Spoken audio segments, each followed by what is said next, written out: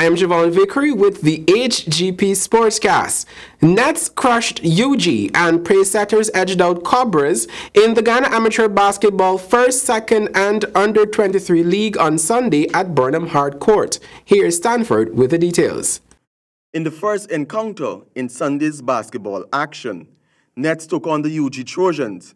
It was an assault from jump ball when they went ahead with a 17 points margin to take the first quarter, 26-9. In the second quarter, UG seemed to put a little pip in their step, but the Nets had good ball play to maintain their lead going into the end of the first half, 51-24. In the second quarter, UG seemed to put a little pep in their step, but the Nets had good ball play to maintain their lead going into the end of the first half, 51-24. UG couldn't find their footing either in the second half, giving the Nets a sizable win, 79-52. Joe Eiffel and Haddad Stewart top scored with 19 points each. In the final match of the evening between Pacesetters and Cobras, both teams started with good defense and offense, and showing their skills with the ball. It was in the second quarter when the tides turned and Pacesetter dominated to take the first half, 44-31. Both teams continued in the second half with the will to win,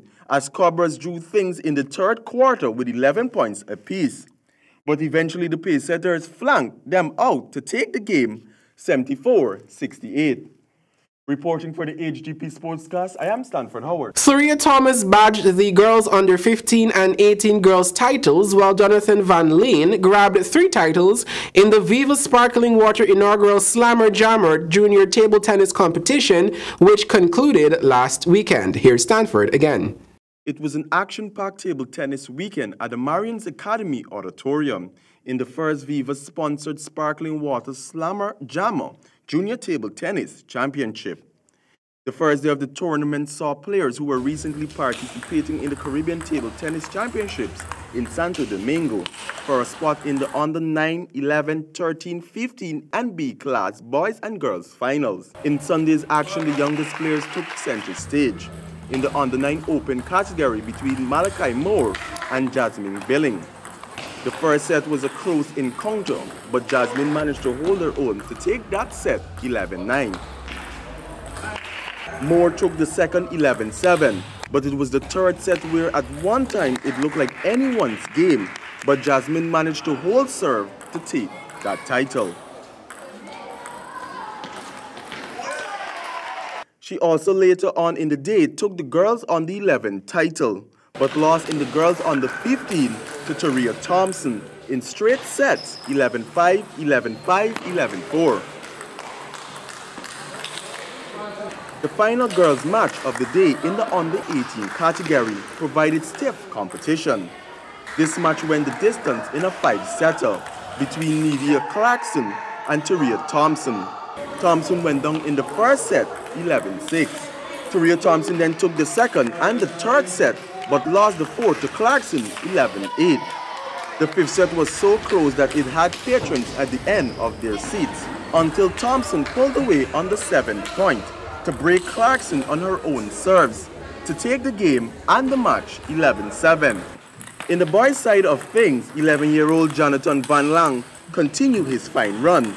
He defeated Miguel Wong 11-5, 11-5, 11-13 and 11-6 in the B class. And in the boys under 18 final, Van Lang faced Rashu and with little delay defeated him 12-10, 11-9 and 11-8. Meanwhile, the boys on the 11 final went to the national on the 11 champion, Wong, who edged past Passad 12-10, 11-6 and 11-9 to haul one back. Reporting for the HGP Sportscast, I am Stanford Howard. Thank you, Stanford. The third annual Lyman Call football tournament continued on Monday night with match 7 and 8. In match 7, Beacon battled Grove High Tech with both teams showing their best talent, but both teams managed not to concede a goal in their first half.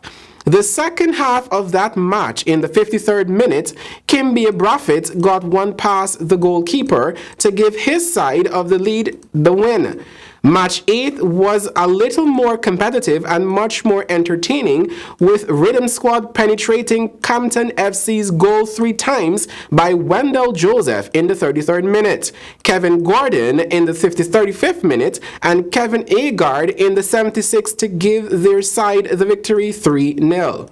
The Ghana Football Federation benefited from a donation from the Ghana Olympic Association. The GFF received $400,000 Ghana dollars from the Olympic Association. The donation was made on Wednesday last and a contribution towards the Nations League game between Barbados and Ghana, which was held last Thursday at Lenora. Receiving on behalf of the GFF was its social media officer Kieran Williams, who expressed gratitude to the GFF's long-standing partner for their timely contribution, which was assisted with costs related to the execution of the match. And finally, the National Sports Commission on Tuesday released a statement condemning actions by fans of the Ghana Amazon Warriors at last Sunday's game. Here is Colin Abrams with the details. In the video, 2 young women were seen doing a celebratory dance while stomping on the flag of sister CARICOM nation, Trinidad and Tobago.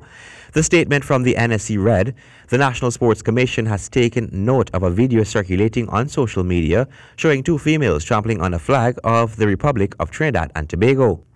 The incident occurred on Sunday night after the Warriors completed the preliminary round of the tournament with a win to take them into the playoff round.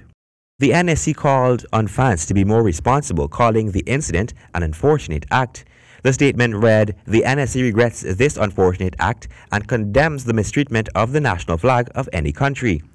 The Commission calls on cricket fans and persons in general to treat the national flags of all countries with respect and dignity which they deserve, noting that all national flags are sacred symbols of nationhood and must be accorded the same respect, the spirit of love for CARICOM's sister country, and the spirit of cricket and sporting competitiveness. CPL cricket should be seen as an opportunity to bring our CARICOM sisters together and not sow discord and disrespect. A call is being made on all persons involved in the incident to issue a public apology for their actions. Colin Abrams, HGP Sports.